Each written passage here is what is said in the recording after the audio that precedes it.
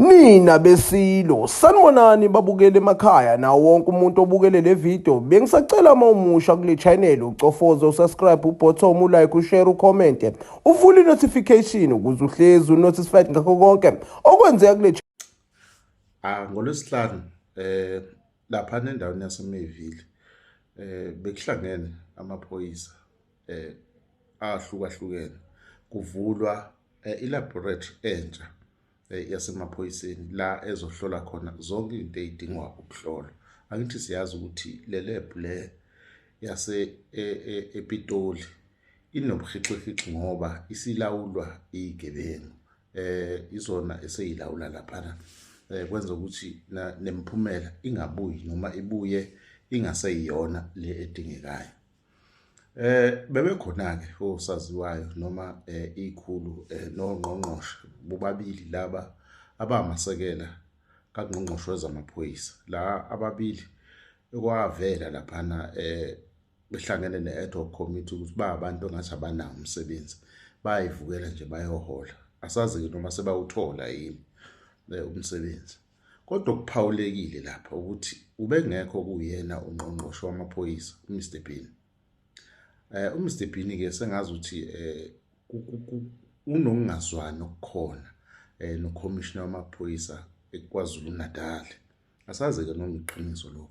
Kodwa ke into eyenzekile lapha kube nesimemezelo emva kwalo mcimbi ekubuka ngathi sibalekile ekufanele abanye bethu basithokozele kakhulu ilesi esithi uGeneral Nhlanhla Mkhwanazi usenikwe nomsexabezwe ngesikhundla sokubhekelela ikomiti likazwelonke elikhulu noma angithi iunit enkulu ebizwa ngokuthiwa iyona ezobhekelela ubugebengu ubugebengu obuhloliwe. Kuvele khona lapha ke kulowa mhlangano ke noma leya kulokwavulwa kwelab lokho ukuthi lela committee ke mhlawumbe ke izinto seyizoqala ukushintsha kakhulu. Abanye ke bathi emva kokuvela kwaleso simemezelo kunendoda ebonakale ngene iphume etoilet ilo okade osamisiwe okade usekela commissioner ngabe kube uba ngaphandle kwaShadrack Sibiya akwaziwa noma sephumile netoilet kumanje ngoba mhlambe uyiyona project yokuqala efanele iqedwe ngayo kufinalizwe amacala asemaningi kakhulu aveza yena. Kodwa ke sibuyele kule unit le kuthiwa izobheka izinto eziningi isikakhulukazi lo mbango okhona ngaphakathi emaphoyiseni kunombango onzima khona lapha emaphoyiseni. Ayabophana amaphoyisa ayaxoshana ayabophana enza zonke izinto. Okwesibili uzobheka nalawo maphoyisa ke athintekayo ezintweni eziningi ezivuna abantu abenza ubugebengu.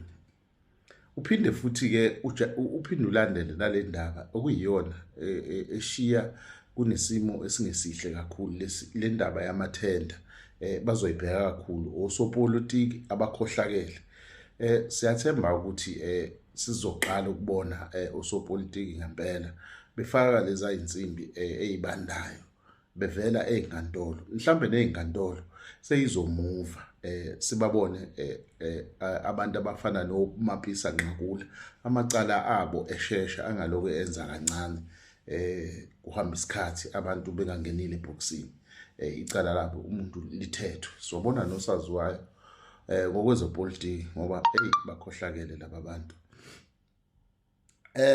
Kanjalo ke futhi nento okuyiyona ebaluleke kakhulu amakhathele noma lo babugebengu obuhleliwe obusezingeni eliphezulu ukudayisa ngabantu lo kuthiwa human trafficking kanjalo futhi nezidakamizwa eseyigcwele iSouth Africa yonke.